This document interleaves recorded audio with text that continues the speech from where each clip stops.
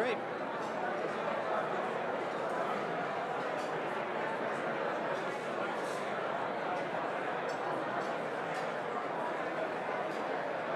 I'm ready.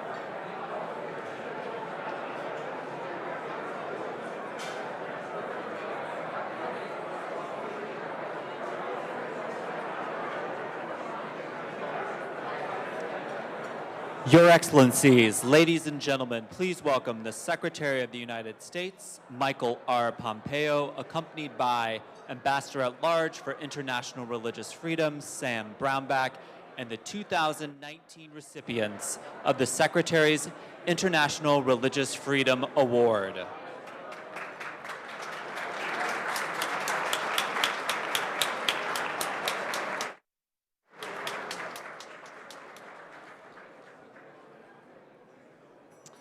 Welcome, everybody, and delighted that you're here. What a special event and what a special evening here at the State Department as we present the inaugural International Religious Freedom Awards. We've never presented this award before. We searched and scoured the world for the best people and the works that they've done on international religious freedom, and our honorees are here tonight. We've just wrapped up 2 days of amazing meetings with over 1,000 civil society members and religious leaders gathered from around the world.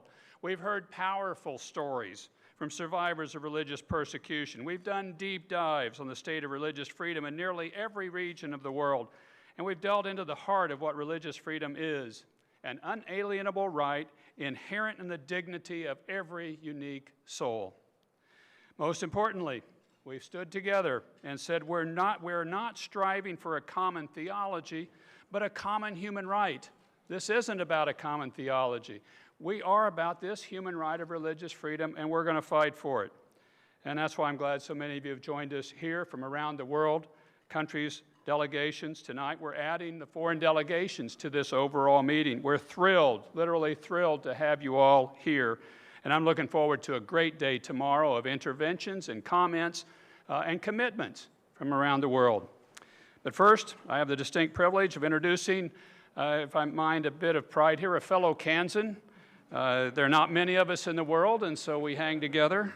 A friend and a fellow warrior for religious freedom. Please join me in welcoming Secretary of State Mike Pompeo.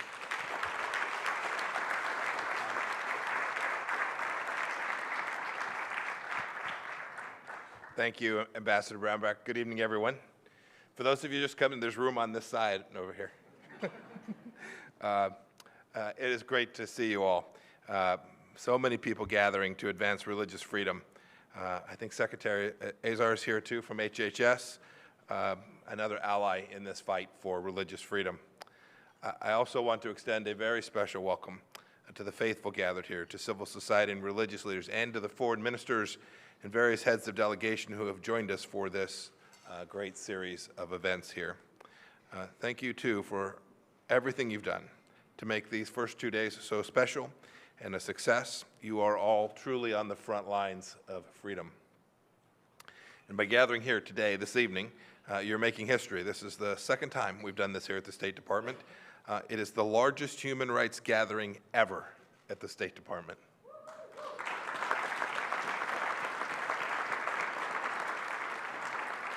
Your presence here underscores the fact that faith matters, that the right to worship, to assemble, to practice, and to teach one's faith is undeniable. and that we have a responsibility as civilized people who care about freedom to protect it in every way that we can.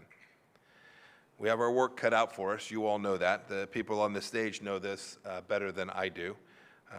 And you'll hear in many sessions at the Ministerial this very thing, from the Islamic Republic of Iran to China to Cuba and beyond. Violations of religious freedom remain all too common and all too far widespread. President Trump's administration has made the protection of unalienable rights like religious freedom a real priority. And I've talked about this in many settings and at length, and my colleagues have worked hard to put time and resources towards rallying our friends and partners to this important cause. We've decided that nothing short of an all-out, all-of-government effort is necessary. 2, we're working hard to inspire grassroots movements to push for change in every nation, every country in the world where religious freedom is being violated. More and more people are hearing that call. They're stepping up in their own communities around the world and saying that they too are ready to fight for this important freedom. I'm especially honored tonight to share the stage with the men and women who have demonstrated how much each one of us is capable of in advancing this noble shared cause. If the future of religious freedom rests on solid ground, it's because of people who are sharing the stage with me tonight.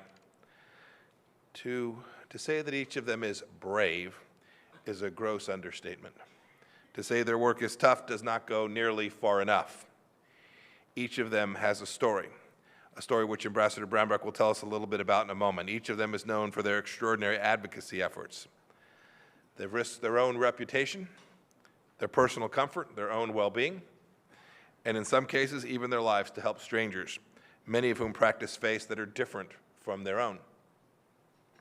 Hailing from diverse countries, working as lawyers, working as diplomats, imams, directors of NGOs, they share a common mission to protect religious minorities and defend religious freedom and unalienable rights. I don't want to steal Ambassador Brownback's thunder. He has more to say about these extraordinary men and women, but I do want to emphasize one more thing about them. No one on this stage with me here tonight sought the spotlight. I could not be more humbled and honored to recognize their actions tonight with the first ever set of International Religious Freedom Awards. I hope that through these awards we inspire others to do their part. The world needs more ordinary citizens doing these remarkably extraordinary things. To all of our honorees, thank you for everything you've done. God bless you. And I'll now turn it back over to Ambassador Brownback. Thank you all.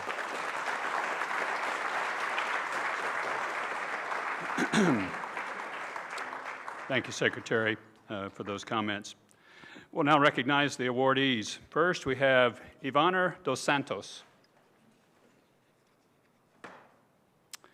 He's of Brazil. He's an activist, academic, faith leader, and founder of the Commission to Combat Religious Intolerance. In 2008, Ivana spearheaded the first walk in defense of religious freedom in Rio de Janeiro, calling for an end to religious intolerance, the building of bridges, and the promotion of freedom and understanding. The walk became an annual event and now draws some 50,000 participants from diverse religious backgrounds, including Muslims, Jews, Christians, Buddhists, and atheists. Ivana's advocacy to protect the freedoms and rights of members of religious communities in Brazil are indicative of his lifelong commitment to this fundamental human right of religious freedom. Congratulations.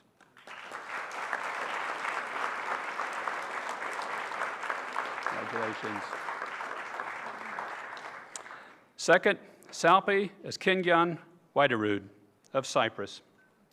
She works as a peace builder, serving as the executive director of the religious track of the Cyprus peace process. For nearly 30 years, Salpi has worked with faith-based institutions throughout Europe and the Middle East, promoting interfaith understanding. Similar to the makeup of our ministerial gathering, she has worked with religious leaders and civil society groups to further religious freedom, conflict transformation, and peace building. Salpi has led international ecumenical delegations to countries throughout the Middle East promoting human rights. Her creativity, leadership, and drive provides great hope for the future of her country. Congratulations.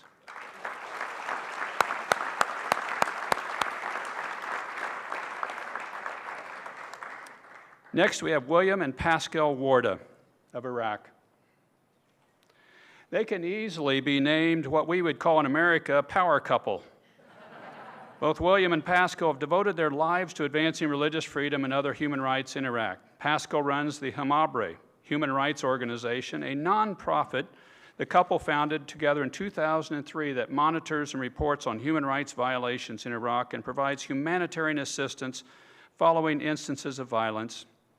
Their group, HHRO, was one of the first organizations to document ISIS atrocities against Yazidi and Christian women, girls, and members of other minorities. William serves as head of the Alliance of Iraqi Minority Networks. He's been active in helping preserve the historical identity of religious minorities following the rise of ISIS, ensuring his homeland does not lose its religious and ethnic diversity by working to preserve minority languages and heritage. The Warda's advocacy and leadership in advocating for the rights of religious minorities and of women throughout Iraq highlight their commitment to advancing religious freedom. Congratulations.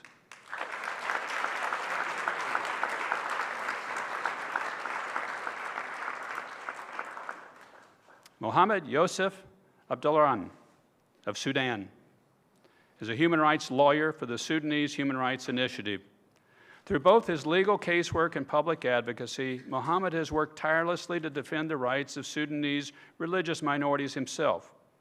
Himself a member of Sudan's Muslim majority, Mohammed has time and again dedicated himself to helping religious minorities navigate the complex judicial system while leading and developing advocacy campaigns to end the government's targeted property confiscation. Mohammed's tireless defense of religious minorities in Sudan is evidence of his work as a true champion of religious freedom. Congratulations.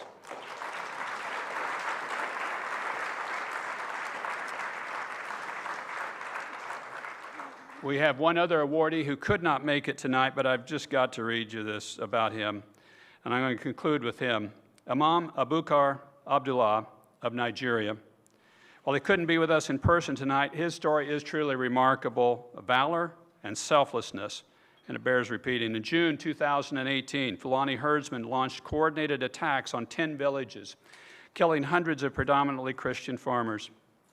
As Imam Abdullah was finishing his midday prayers, he and his congregants heard gunshots. They went outside and found members of their town, their neighbors, fleeing. Instinctively, the Imam gave refuge to his Christian neighbors, sheltering 262 Christians in his mosque and his home. Imam Abdullah then stood outside the doors confronting the Muslim attackers, pleading with them to spare the lives of the Christians inside, even offering to exchange his own life for theirs.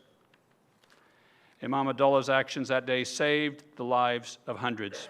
His actions bear witness to true courage, true selflessness, and true brotherly love. So as we gather here at the Ministerial to advance religious freedom, the heart of Imam Abdullah story is at the heart of what we're after, each faith standing for the rights of others and of another faith, and of another faith's choice and chance to be able to do with their soul as they see fit. May each of us here and around the world enjoy the beauties of this unalienable right of religious freedom, and may we commit ourselves to its furtherance. Congratulations again to all the honorees. Thank you for joining us this evening. Our program's concluded. God bless you all.